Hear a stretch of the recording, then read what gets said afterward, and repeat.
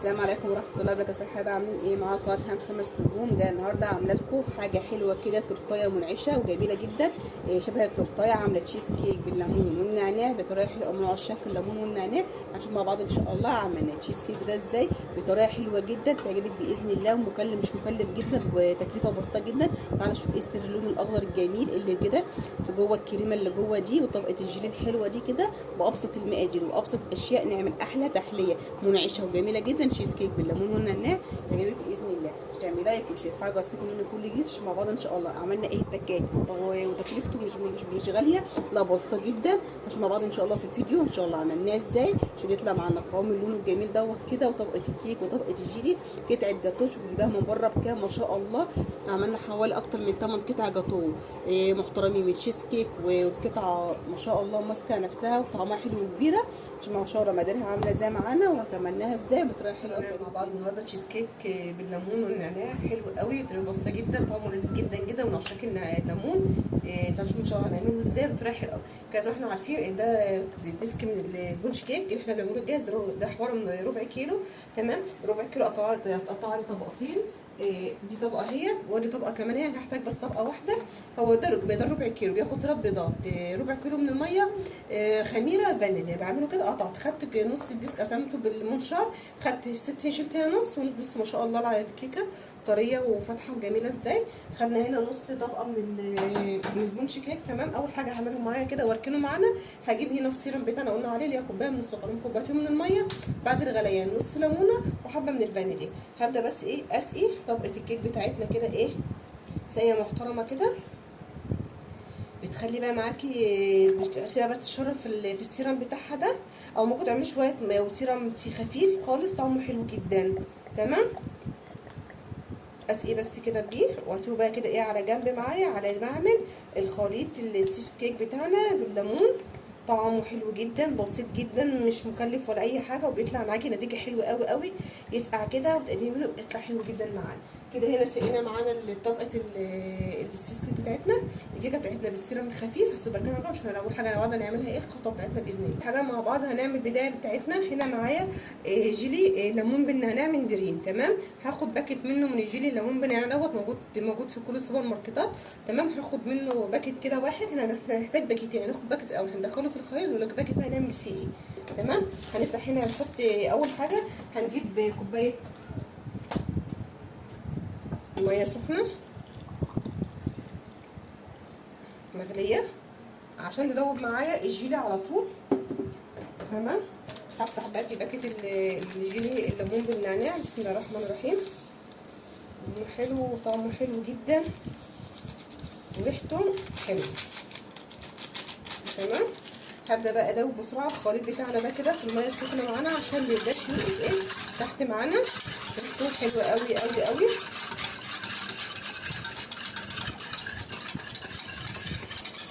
بصوا انا دوبت اهو في الكوبايه بتاعتنا ده خالص معايا. هروح نازله عليه بسم الله الرحمن الرحيم كوبايه ميه متلجه بالمنظر ده كده. تمام، عشان ايه الحراره بتاعته تخف معايا. اقلبه كده معايا، سيبه يركن على جنب كده، احطه في الفريزر او احطه في جنب كده يسقع معايا لما اكمل الخليط بتاعي كده. بعد ما عملنا الجيلي تمام هنجيب كده. اول حاجه بقى هنعملها مع بعض بعد ما عملنا الجيلي حطيناه يبرد كده معانا، هنجيب معانا 3 كوبايات من الزبادي اللي هو الحجم دوت كده. بسم الله الرحمن الرحيم. هنعمله بزبادي طعمها حلو جدا. الزبادي بقى مع الليمون حاجه كده تحفه. هنزل معايا 3 كوبايات من الزبادي او كوبايتين كبار من الزبادي. تمام، 3 كوبايات كده من الزبادي بالمنظر ده كده.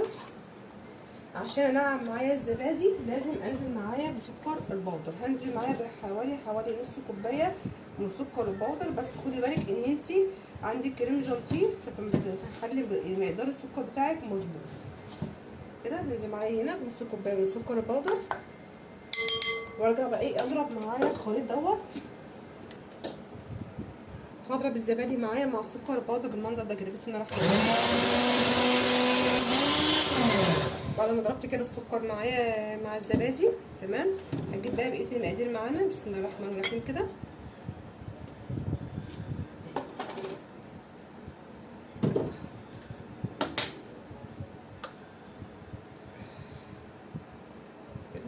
نص كوبايه من الكريم جانتيه كده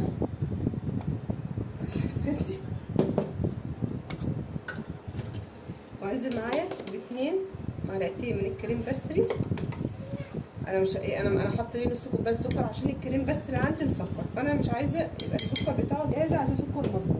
بالاضافه من عندي بقى لو عندي الكريمه اللباني كمان تروح حاطه معلقتين من الكريمه اللباني، بيدي نعومه حلو قوي للقوام التشيز كيك معانا ويبقى طعمه حلو جدا. احنا كده حطينا هنا نص كوبايه من كريم جانتيه، حطينا معلقتين من كريم باستري، حطينا معلقتين من الكريمه اللباني، ممكن 4 مع 3 كوبايات من الزبادي، عليهم نص كوبايه من السكر. هنضيف عليهم نص كوبايه بس من اللبن. هنزل معايا هنا ادي نص كوبايه من اللبن تمام، وهشيل معايا جنب برده نص كوبايه كمان. مش هحطها كلها، احط ربع منها واسيبه ربع التاني، هشوف حسب القوام بتاعي معايا بتاع التشيز كيك، عشان لسه هنحط الجيلي، فانا عايزه قوامه يكون ايه متين شويه وحلو كده. بقى هضرب معايا الخليط الجميل ده كده مع بعضه تمام. بسم الله الرحمن الرحيم كده. بصوا انا حطيت كوبايه اللهم صل على النبي اللبن كلها، لقيت قوامه حلو قوي ومناسب، مش يعني ايه القوام مظبوط. هنا بقى هنزل معايا ديت معلقتين كبار من الليمون تمام عصره، هنزل كده معايا معلقتين من الليمون تمام، واحط بقى عليهم سيرم نعناع اللي هو الاخضر، برده معلقتين من سيرم النعناع تمام، يبقى معلقتين من الليمون ومعلقتين من سيرم النعناع. هضرب القوام ده بسم الله. انا ضربت اللون باللون الاخضر من السيرم النعناع بتاعنا مع الليمون، حاجه تحفه. عايز تحطي بشره ليمون حطي. هنا بقى هنزل معايا معلقتين من القشطه تمام، بيدي بقى نكهه وطعم حكايه معاكي. مش عايز تحطيها بس الاضافه دي بتبقى حلوه قوي. قشطه من اللي بتاعت في السوبر ماركت، مش قشطه بلدي من وش اللبن تمام. هضرب بقى القشطه معايا بعد كده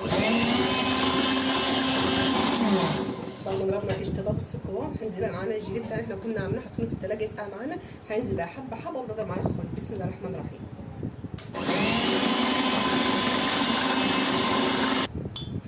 كده بصوا بعد ما ضربنا الخليط معانا بالمنظر ده كده، هنا معايا 4 معالق من الجيلاتين، هنزل بيهم بنص كوبايه ميه سخنه بتغلي عشان يدوب معايا الجيلاتين تمام. هبدا اقلب بقى الجيلاتين معانا ونبدا نحط معانا على الخليط بتاعنا. بصوا دوبنا اهوت الجيلاتينه معانا اهو، ده في الميه السخنه خالص.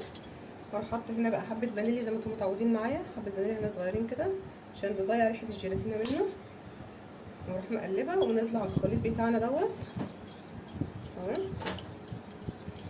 حاطه ميه سخنه بتدفى على طول معايا. ننزل بقى معايا على الخليط. بسم الله الرحمن الرحيم كده، ايد تحط وايد تضرب معانا. بسم الله الرحمن الرحيم.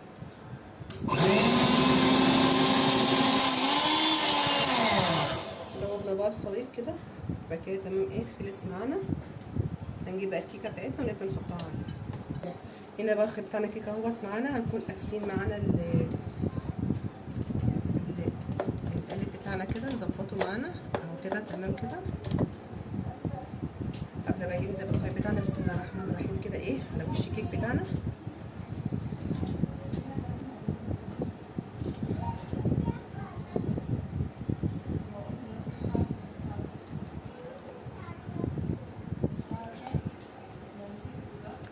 كده بتبقى في التلاجة معايا اللون الاخضر ده يا جماعه، اللي هو اللون بتاع اللهم صل على النبي سيرم النعناع. طب وش كده معايا هتبقى في التلاجة يجمد معانا باذن الله، ولما يطلع ان شاء الله شوف هنعمل بقى على وشه ايه اضافات تانيه نعملها ونحطها عليه. كده بقى بعد ما خلصنا التشيز كيك الليمون بالنعناع حطيناه بقى في التلاجة معانا وشلت منه القنار اللي هو بص هشيل بقى ايه شيل الفاكهه كده منها. وكده خلصت معانا ايه التشيز كيك الليمون بالنعناع ما شاء الله عليه. وكنت حاطه بعد ما خلصت بقى كده حطيت طبقه جيلي على الوش، مش عايزه احط جيلي مفيش منها مشكله. كده خلصت معانا تشيز كيك ليمون بالنعناع، طريقه حلوه قوي يعجبك باذن الله. شاملاك وشفاء جزتكم مني كل جديد، والسلام عليكم ورحمه الله وبركاته.